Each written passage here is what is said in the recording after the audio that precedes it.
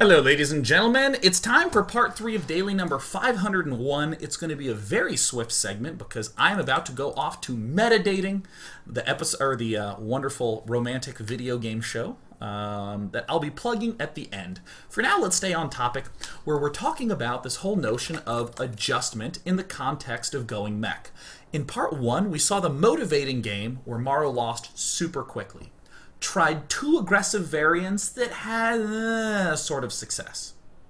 In part 2, we once again looked at that initial losing replay, and we saw an adjustment to defend at the 10-minute mark, where we barely managed to do it. Whew! Excellent! We did this by getting tanks a lot faster. Lot faster. And then we also saw this follow-up problem where we're like, crap, I can't deal with this maxed Zealot Immortal army without having the ghosts. Crap. Let's look at how Morrow accounts for all of this and more in this final game,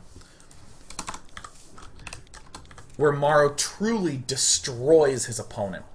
And what's most exciting to me of all is that all the games that I showed you today were in order of Morrow's laddering practice. Literally, the first game that was the motivating loss happened first. The two aggressive games with the Widow Mines trying to crush the opponent, those happened next. The game where Morrow was able to defend at the 10-minute mark and then lost in a huge army battle in the middle, that happened as the next one. And this was the last Terran vs. Protoss game that Morrow played in this replay pack. Super cool. So Morrow does do a couple of slight adjustments here. For one, he builds the engineering bay. Why do we do that? Because we're not worried about attacks at the 10-minute mark now, because there's no expansion getting started. We're instead worried at attacks that will happen at 8 or 12. In other words, we're worried about being rushed, like this.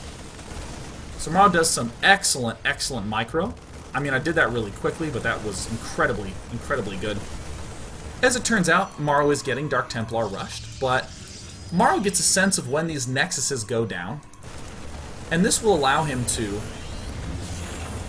continue to do this defense. Okay, he's going for this defensive Widow Mine, but he's actually going to go for a command center first, because his opponent very much so looks like he's up to something. This expansion means he's probably not all in. Between 7 and 8 minutes, it's probably some early poking. That's just the general timing. So Morrow's going to try to sneak out another command center, which I think is quite clever. Sending out all these things, and then, once again, instantly going for the factories when he can afford it. He's just throwing in a command center at the start. We see the DTs are going to come in and actually give Morrow quite a bit of a headache.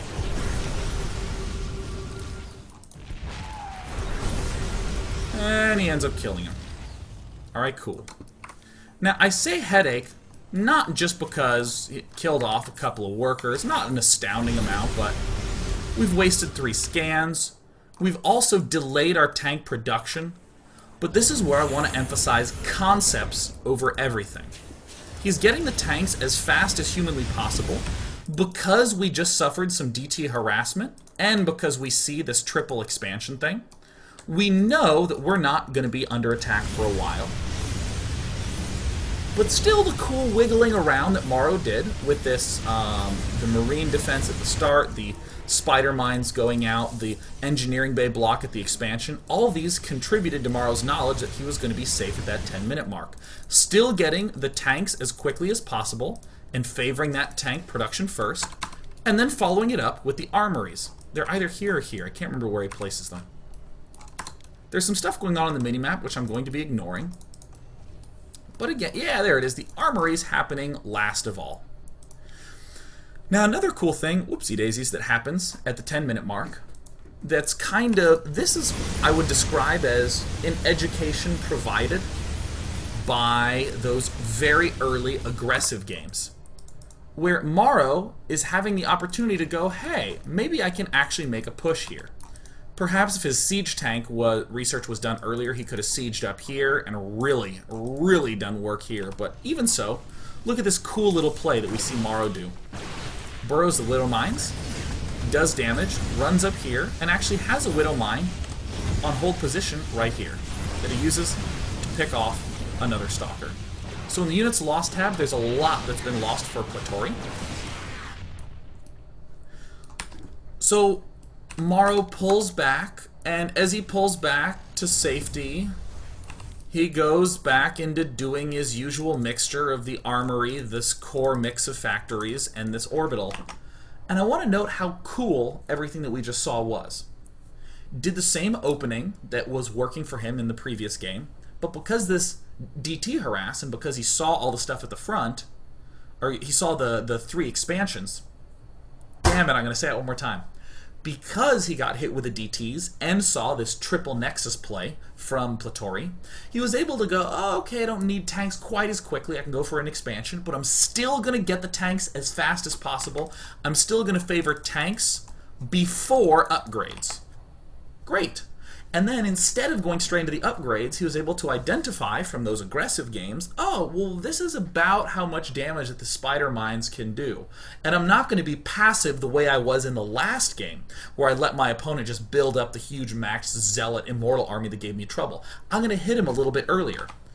And yeah, great, was able to do damage, and then still pulls back for this nice central core.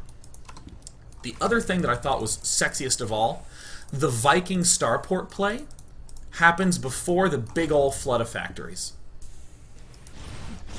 A couple more hellions trying to do some harassment, just trying to punish our player for being on that three Nexus moment thing. But I like this quite a lot. We see Morrow won't actually go too heavy Viking, he'll just build like 2. And then floods with 6 factories, takes another expansion. And suddenly we have a 4-base mech versus a 3-basing player. And last but not least, as I speed it up, speeding it up, speeding it up, speeding it up, speeding it up, Morrow continues to sort of mass up this mech army. He's getting his battle hellion mode, he's getting his 2-2. We have some Vikings out. And right before the push happens, that's when Morrow does some rounds of hellions. And I want to note something really cool that's going to happen right now. This attack that Morrow is doing is actually happening at almost the exact same time as in the last game. But in this game, we got messed with from Dark Templar, and we did an early attack that did a lot of damage. This is quite a swift attack. And while this attack is happening, without anyone even prompting him to, without any big battle, we see Morrow getting, there's 2 more barracks going down. Here they are. He's getting the 2 barracks and the Ghost Academy preemptively. So even if this attack goes poorly, he's going to have a much swifter follow-up attack with Ghosts. However, because Morrow did do the damage at the 3rd expansion right at the start of the game, this army with slightly fewer immortals literally evaporates in a matter of seconds. Like, that could be on that Discovery Channel, Destroyed in Seconds on YouTube. Super one-sided. And look, already getting the Mobius Reactor, already getting 3-3. Mobius Reactor is the Ghost Energy upgrade. Really, really, really nice, cleanly executed mech that has elements of all the games that we saw prior. So I would like to take questions right now, but I have to go. So if you go to day9.tv, please post the questions in the comments section to daily number 501, and I'll answer some questions there. Also, as we are at peak viewers right now, I would like to direct you over to the Day9 TV blog that just had a new post in it. If you go to day9.tv and then you click on the blog button up here, there's an RSS feed for it, but you get to see blog 2.5 where I respond to some of the things that were discussed in the previous blog, which is getting a job in esports. Yeah! Excelente. So totally go there, put comments on that, and comments on the number 501 for your questions. But without any further ado, let me recap what we saw in the daily. In the daily, we saw today Morrow start with a mech concept and have a series of losses along the way that helped direct him to a solid mech performance in the last and final game that we saw. This is the similar process that you can utilize doing any strategy in any matchup in StarCraft 2 to be able to slowly wean out these mistakes, flatten them down until you have something clean and smooth. and Morrow did a beautiful job of addressing all of his concerns, and in that final game, handily cleaned up. For now, I'm going to have to promptly go, because coming up is going to be episode 2 of Metadating, whereby I will be playing romantically themed games with my 2 friends while drinking beer, while we discuss the merits of them, what is cool about them, what is not so cool, what is primarily hilarious too. So please go ahead and check that out. I will have a link for it in the chat, so go ahead and check that out there, or go to day9.tv and the link will be up there. Ha! See you for that. Thanks for watching, guys. Bye!